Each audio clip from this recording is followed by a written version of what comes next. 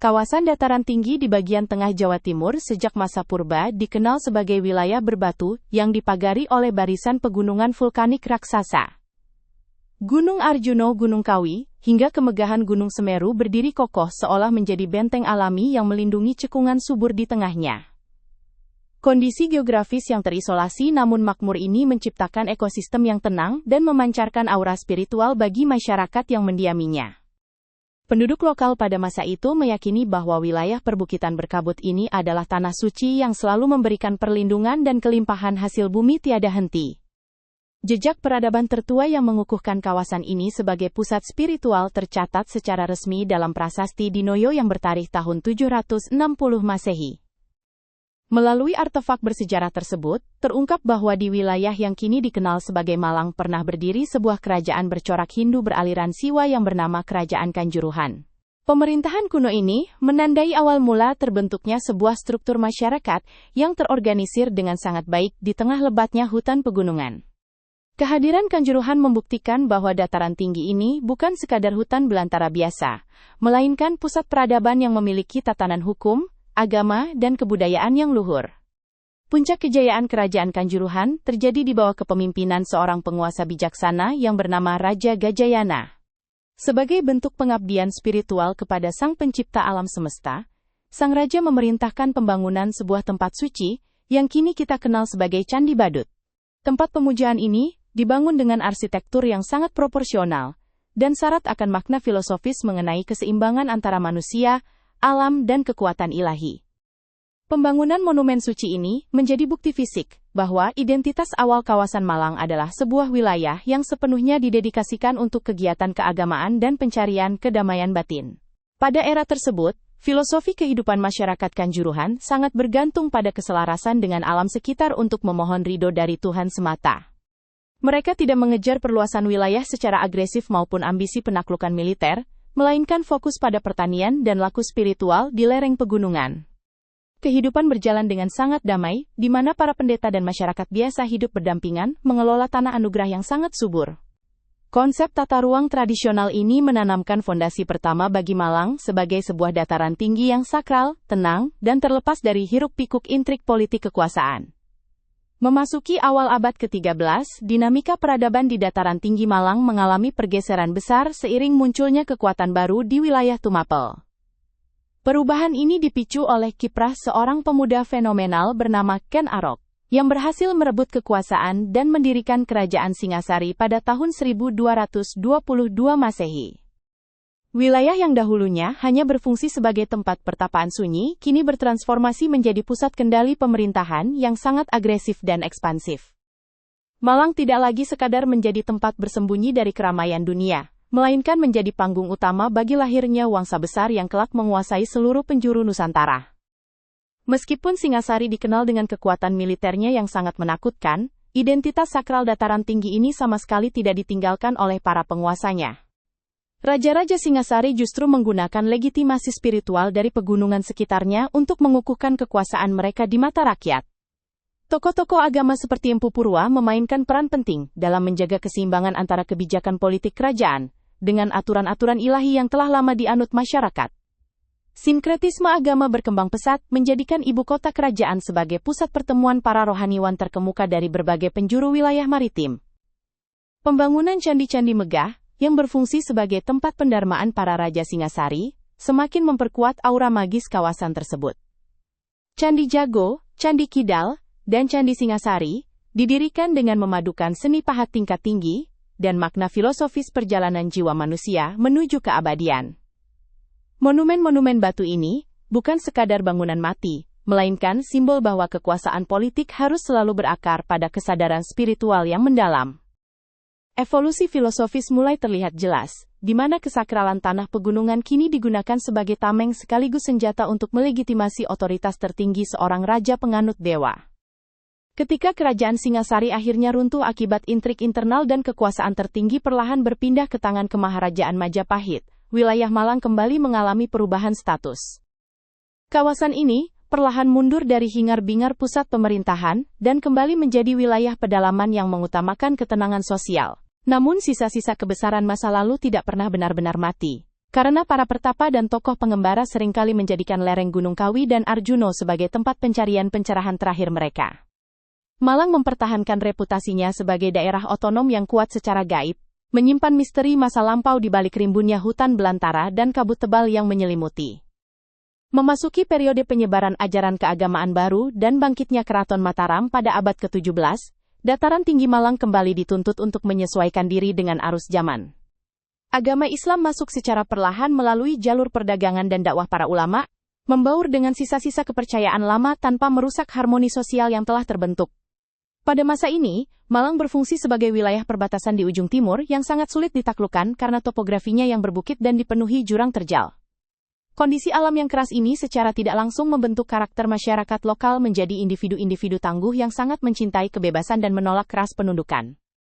Ketangguhan masyarakat Malang terlihat sangat jelas ketika wilayah ini menjadi basis perlawanan tokoh-tokoh gerilya yang menentang kesewenang-wenangan penguasa monarki pusat. Pegunungan yang dahulu murni difungsikan sakral untuk pemujaan kini perlahan berubah fungsi menjadi benteng pertahanan alami yang sangat mematikan bagi pasukan penyerang. Para adipati dan pemimpin laskar lokal bahu-membahu menyusun siasat peperangan memanfaatkan lorong-lorong hutan dan gua-gua tersembunyi yang hanya diketahui oleh penduduk asli. Tanah suci ini pada akhirnya menumbuhkan sebuah filosofi baru, bahwa kehormatan wilayah dan kemerdekaan adalah anugerah Tuhan yang wajib dibela hingga tetes darah penghabisan. Berbagai upaya ekspedisi militer dari daratan yang lebih rendah untuk menundukkan Malang seringkali menemui jalan buntu dan berakhir dengan kerugian besar di pihak pasukan penyerang. Pasukan dari pesisir tidak mampu beradaptasi dengan iklim dingin yang menusuk tulang dan medan pertempuran yang sangat menyesatkan di perbukitan hutan lebat. Tokoh-tokoh berkarisma senantiasa memimpin perlawanan dengan gagah berani, mengukir kisah-kisah heroik yang terus diwariskan secara lisan dari satu generasi ke generasi berikutnya. Kegigihan ini semakin menebalkan identitas kawasan sebagai entitas independen yang memiliki kebanggaan tersendiri dan menolak keras untuk sekadar bertekuk lutut. Pada fase kesejarahan ini, pergerakan evolusi filosofis masyarakat melangkah dari sekadar laku pencarian kedamaian menjadi barisan penjaga kedaulatan yang memiliki sifat kemiliteran mumpuni. Spiritualitas warga tidak lagi hanya berwujud keheningan panjang di dalam kuil kuno, melainkan termanifestasi dalam wujud keberanian bertempur mempertahankan harga diri. Kepercayaan murni bahwa alam pegunungan akan selalu memberikan perlindungan paripurna menyuntikkan kekuatan mental luar biasa bagi laskar-laskar perlawanan rakyat setempat. Malang pada era pergolakan ini menegaskan eksistensinya sebagai sebuah tanah berkumpulnya para patriot, tempat di mana nilai-nilai pelestarian budaya berpadu sempurna dengan daya juang tingkat tinggi.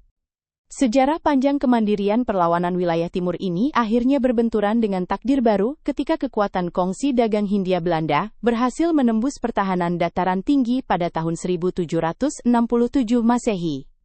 Kedatangan armada bangsa Eropa ini secara paksa membawa sebuah paradigma baru yang sama sekali bertolak belakang dengan pakem kehidupan tradisional Nusantara pada umumnya. Bagi para petinggi kolonial tersebut, cerita-cerita mistis mengenai penjaga gunung sama sekali tidak ada nilainya jika dibandingkan dengan potensi meraup keuntungan dari tanah vulkanik itu.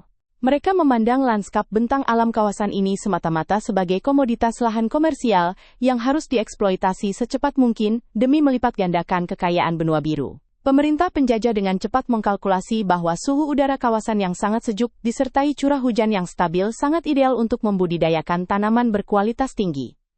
Ribuan hektar hutan belantara yang selama berabad-abad dirawat dan dianggap sebagai kawasan keramat segera dibabat habis untuk diubah menjadi hamparan perkebunan kopi yang menguntungkan. Penduduk lokal yang sebelumnya merupakan manusia-manusia pekerja lepas, kini dipaksa bertransformasi menjadi barisan buruh lahan dengan sistem target yang sangat menindas dan mematikan. Perubahan paksa ini secara sistematis menghancurkan tatanan sosial yang berdaulat, di mana pribumi harus mengalah pada aturan-aturan hukum baru yang diterapkan oleh birokrasi pendatang.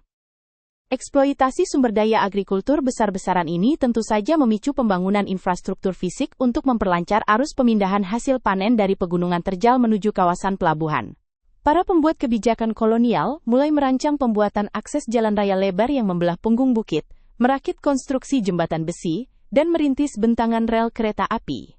Pembangunan fasilitas transportasi berskala besar ini menjadi awal dari fenomena urbanisasi gelombang pertama, mengubah potret desa kuno menjadi kawasan persinggahan yang sibuk. Meskipun melahirkan penderitaan tak terkira bagi kelas pekerja pribumi, Penerapan teknologi awal ini perlahan menancapkan tiang-tiang fondasi bagi pembentukan sebuah rancangan wilayah perkotaan.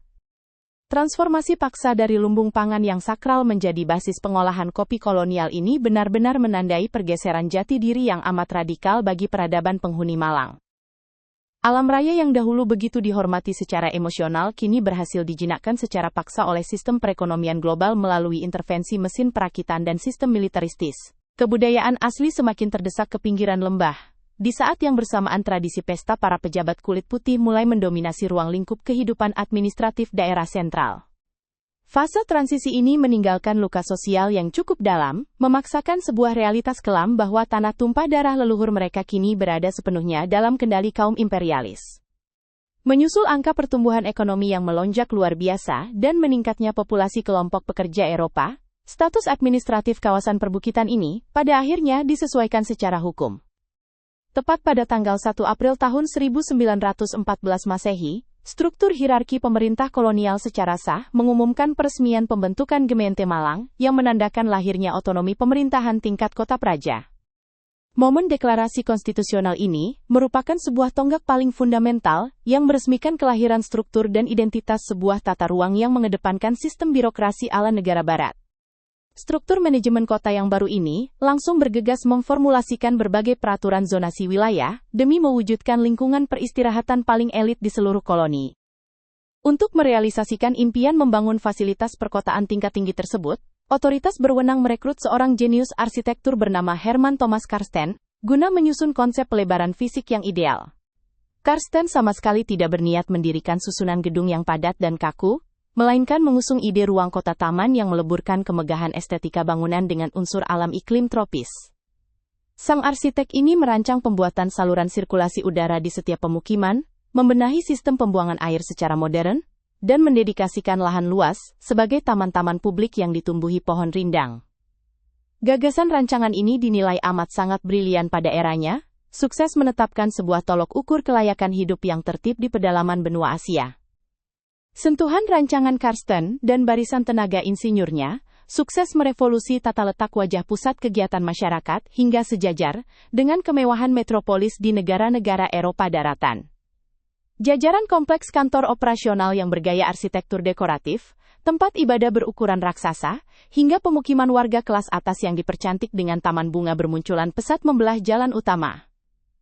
Kebersihan penataan ruang yang sangat terjaga ditambah hembusan angin pegunungan yang segar membuat wilayah administratif ini dianugerahi banyak gelar pujian oleh kaum pelancong asing. Para pengusaha perkebunan kelas kakap dengan antusias memilih menghabiskan sisa umur mereka di wilayah otonom ini, merayakan kelimpahan materi yang dibalut keindahan panorama pegunungan berlapis. Pada momentum peradaban inilah evolusi pemikiran tata letak manusia mencapai tingkatan akulturasi yang rumit, di mana modernisasi ekstrim nyatanya gagal membunuh sepenuhnya jiwa keasrian lokasi tersebut. Pola pengaturan tata taman gagasan Karsten sejatinya merepresentasikan wujud penghormatan baru terhadap elemen pelestarian ruang hijau, sekalipun dengan sentuhan geometri yang sama sekali beda dari tatanan kuno. Komunitas pribumi yang mulai mencecap ragam kurikulum literatur barat dan norma masyarakat urban perlahan melahirkan bibit generasi terpelajar yang menumbuhkan embrio kesadaran wawasan kebangsaan luas. Kepribadian Kota Malang kini menjelma menjadi kolaborasi unik antara tingkat kesempurnaan rekayasa arsitektur modern Eropa dan residu daya pikat magis warisan kearifan dataran tinggi di masa lalu. Kenikmatan gaya hidup papan atas dan ketenangan kawasan persinggahan yang gemerlap tersebut harus menemui akhir tragis ketika gelombang Perang Dunia Kedua meluluh lantakkan garis pertahanan benua Asia secara brutal. Tepat pada tahun 1942 Masehi, mesin tempur Kekaisaran Bala Tentara Jepang tanpa ampun menyerbu masuk, merebut paksa seluruh kendali fasilitas dan menyeret penduduk setempat ke dalam babak penyiksaan panjang.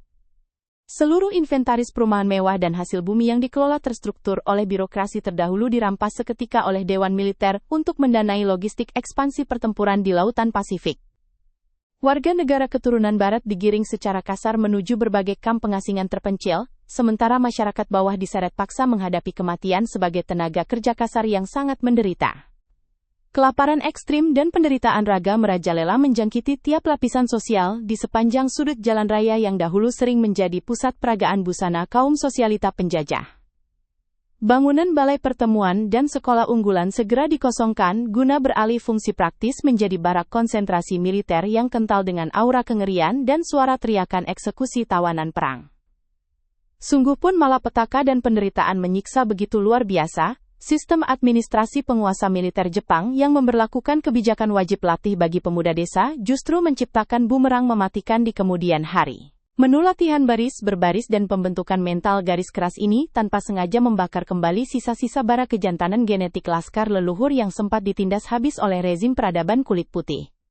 Kesempatan emas menuju kebangkitan jati diri tiba tanpa terduga kala kumandang deklarasi proklamasi kebebasan Republik Indonesia bergema menghancurkan kebisuan tanah air pada pertengahan tahun 1945 Masehi.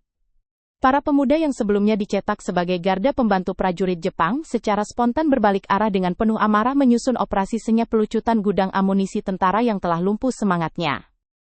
Manuver perebutan aset operasional kota tersebut dieksekusi dengan keberanian tiada tara serta sokongan luar biasa dari pelbagai elemen lapisan masyarakat yang mendambakan udara kemerdekaan sejati. Tepat setelah melewati siklus penjajahan lintas abad, ras pribumi di wilayah pegunungan luhur ini sukses merebut kembali hak kuasa mutlak atas setiap jengkal tanah tempat ari-ari mereka ditanam. Periode transisi revolusi fisik ini menggarisbawahi sebuah puncak penyatuan filosofis, tatkala deretan gedung peninggalan teknologi asing disulap seutuhnya menjadi markas strategis guna mendongkrak ketahanan militer nasional. Struktur balai kota dan monumen pertamanan yang awalnya diproyeksikan sebagai instrumen kemegahan duniawi, kini menjelma menjadi titik kumpul para relawan tempur yang menolak keras berkompromi dengan musuh kedaulatan. Watak tahan banting warisan peradaban klasik Kanjuruhan yang kemudian dipoles oleh kemarahan revolusioner, menghasilkan sebuah formula kekuatan massa yang sama sekali tidak dapat diremehkan secara politik. Kawasan sejuk Nan Permai tersebut kembali terlahir menjadi sebuah benteng perlindungan negara terkuat yang siap menyongsong terjangan gelombang agresi dengan tegap, tanpa keraguan sedikitpun.